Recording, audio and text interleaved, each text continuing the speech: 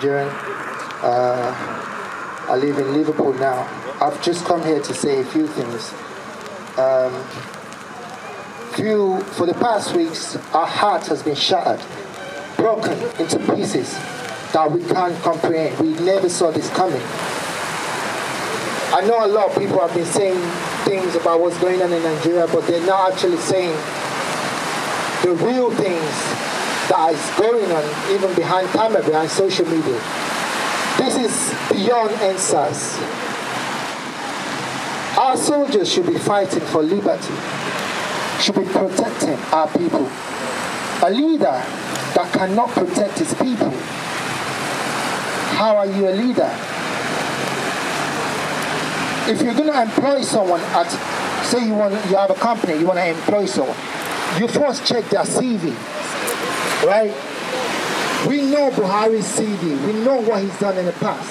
And yet we allow him to be there, to vote for him. We voted him into this position. Because of our greed, our dishonesty. We felt like we had to take little things they offer us, forgetting our future they're taking from us. This past week really broke my heart. But I'm really grateful and thankful to be alive today. Since I was 5 years old, I've been finding ways to stop all this nonsense, but I was powerless. I was a child with no hope, with no... even if you have a dream in Nigeria, it's just like, you're just dreaming. You'd be lucky to even make it to 18-year-old birthday. So, since I came to the UK, I've determined my life onto this mission. That our government are not going to take away our future generation potential. They're not going to take away our dignity. Clearly, Africa is great. I think it's unbelievably great. Nation, continent. But yet, we lack it all, even though we have it all. We have everything, then yet we lack it all. Schools don't have roofs, they don't have facilities, hospitals don't have nothing. Our president comes to the UK to take medical care. I am urging the British government to stop that. Yes. You can buy those facilities in hospitals in Nigeria. Yes. Why do you think you deserve better and we don't? You come here when you have Eddie because you can afford it. It makes me cry sometimes. This is not the most atrocity that we face or we've been facing in Africa. What you're seeing now is just one of those things. People get killed, get buried in the bush for no reason. Taking your phone, taking your money, beating you up for no reason. We have leaders who don't care, who don't have compassion, who have no initiative, who have no creativity. They have nothing to offer this generation. They have nothing to stand for. You go to office every day. What has Buhari done in the past years that he's been there?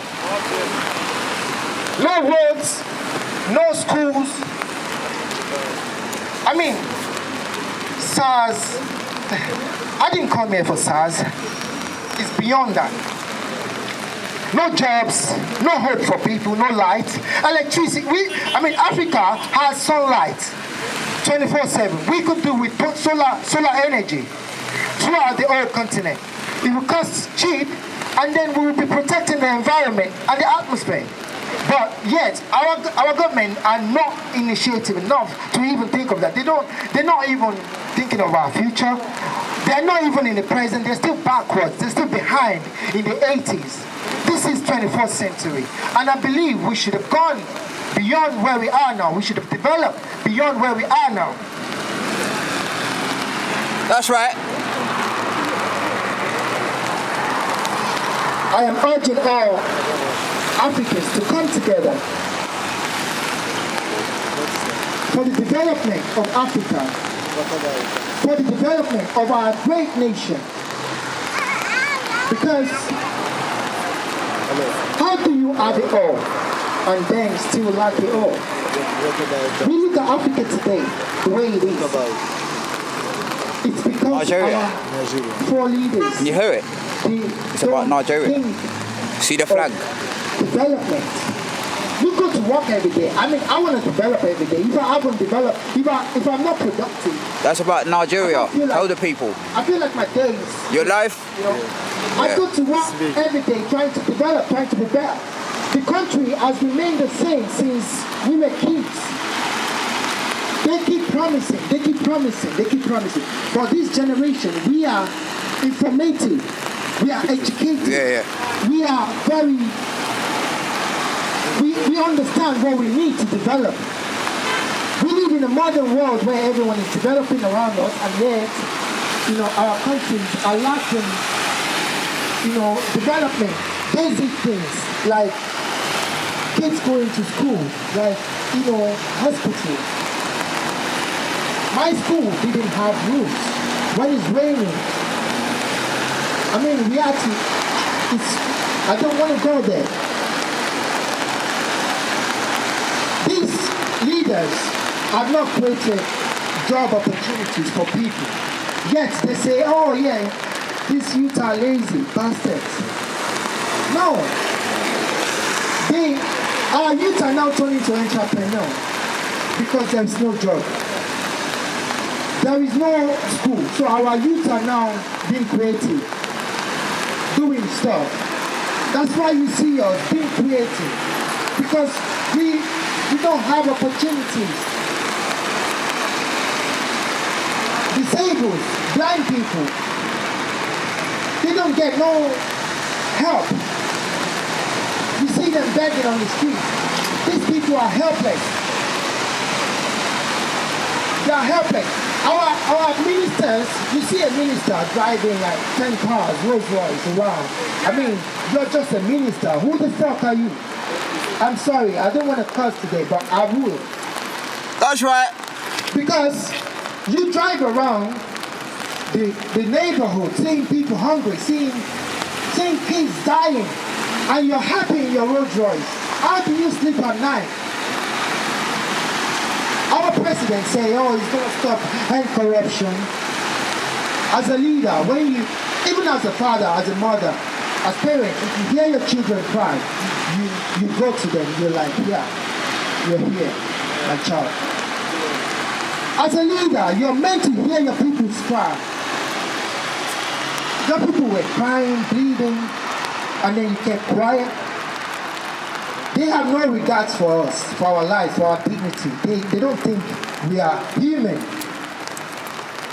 A policeman, a soldier, that is meant to protect someone. And unharmed civilian, you shoot him. As a soldier, even I'm a street soldier. As a soldier, I would not expect a soldier of government shooting an unarmed someone on the floor like that. Someone who is unarmed, armless. I mean, what a coward, what a weak person. And our governors, our president, they're saying, oh no, nothing really happened, nothing. They're even saying it's an incident. This is massacre, this is murder, and they should face justice. Buhari is a thief. Buhari is a monster. Governors are monsters. Ministers are monsters. Presidents, senators, they are all monsters. Buhari must go. They are snakes. They don't want development for our great nation. They are the enemies of our progress. And as enemy of our progress, they are our enemy. Because we want to progress. We want to develop. We stand tall. Our generation is not here to listen to your bullshit. We are creative. We know what we need to develop to be a great Africans. We deserve respect all around the world. Wherever we go as Nigerians, as Africans, we deserve respect. Because we come from a great place. A great nation. Africans are peaceful, happy, despite the fact that we lack a lot of things. We're still happy. enjoy life. But we can't be happy anymore, even despite being sad. Oppression and pain hidden under smiles. We've taken these for so long, and now we can't take these anymore. If he doesn't do something from now, we are not going to stop crying and fighting, and we are not going to end back up from these fights, because these now we're taking our stand as this youth of generations. I just want to say thank you all. I mean, I was happy to see Nigerians come out about 2-3 weeks ago. It makes my heart explode, because I've waited all my life for this. Why would you stop people from speaking? Why would you stop people from fighting for their rights? I mean, who do you think you are? Who are you? You don't think we have lives? You don't think we have dignity? We have honor? No. We deserve the same thing you deserve. African kids should be getting benefit. Our disabled should be getting benefit. Our less privileged should be getting benefit, because we have so much money to provide for these people. We have that much money. Every day, crude oil, living Nigerian, millions of dollars coming in and out. Our currency, when I was born, a naira was probably, a pound was probably 20 naira. Now, a pound is 500 naira, which means an Africa will have to work 500 times to get 1 pound. A nurse in this country will probably go home minimum, if you work monthly, minimum, say 2 grand minimum. In Nigeria, the same qualification, a nurse would go home with less than 100 pounds a month. They have families to feed. They have children. They have food to buy. They have everything. How do you expect that? Minimum wage is 30,000 naira in Nigeria in 21st century. Can you imagine? Our ministers budgeted $1 billion to furnish their kitchen in Aso Rock, in the government house. $1 billion to furnish your kitchen. What the hell do you want to buy in those kitchens? And the minimum wage is 30,000 naira. I'll tell you what 30,000 naira is in pounds. It's less than 70 pounds. How do you survive with 70 pounds a month as an adult? You have family. These people are cruel. They are monsters. They are monsters. They build in houses with bulletproof. They buy in cars with bulletproof. I mean, they don't think we deserve better. They don't think we deserve dignity. Our lives has been taken away from us. Our future has been taken away from us. And we are trying to protect our children, the next generation, so that this will not happen to them. We want our children to go back home, to enjoy Africa, to enjoy the sunshine, to enjoy the beautiful life and culture and heritage that we stand for as Africans. We deserve honor and glory.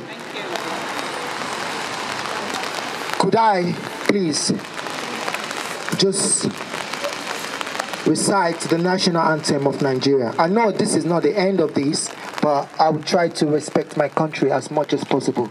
This, my country, deserve respect and rise.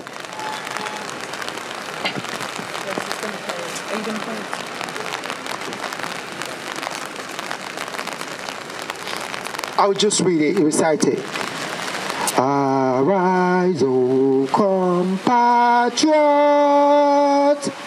Nigeria's call obey, to serve our father's land, with love and strength and faith. The labor of our heroes past shall never be in vain. To serve with heart and mind, one nation bound in freedom, peace and unity. One more. O God of creation, direct and noble cause. Guide our leaders right. Help our youth the truth to know. In love and honesty to grow and live in just and true. Great lofty heights attain to build a nation where peace and justice shall reign. I pledge to Nigeria, my country, to be faithful, loyal, and honest, and to serve Nigeria with all my strength, to defend our unity and uphold our honor and glory. So help me God. Thank you all. Please, I appreciate this. Thank you so much. Thank you so, so much. Come on, you can clap. You can clap if you want to. You can clap. You're not just clapping for that speech, but you're clapping as to what you feel on the inside of you.